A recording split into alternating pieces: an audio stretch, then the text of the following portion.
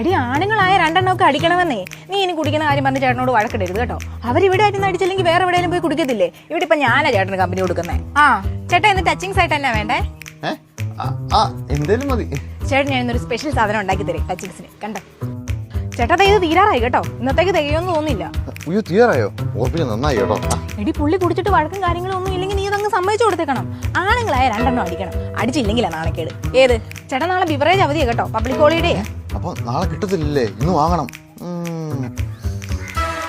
നീ എന്റെ പോ ചേട്ടാ.